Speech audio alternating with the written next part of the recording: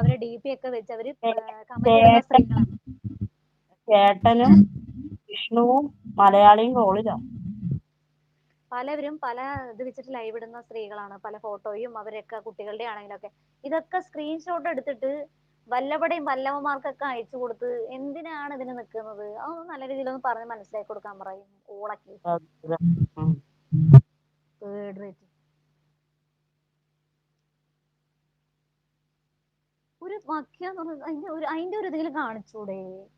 സത്യം.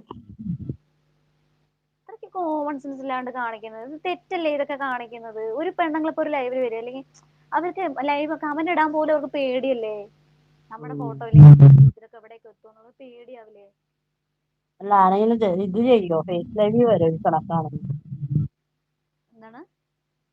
അല്ല ഇപ്പൊ ആർക്കെങ്കിലും ഫേസ് ലൈവ് വരണമെന്ന് വിചാരിച്ച് ഇങ്ങനത്തെ ആൾക്കാരുള്ളപ്പോ ഫേസ് ലൈവ് വരാൻ പറ്റുമോ?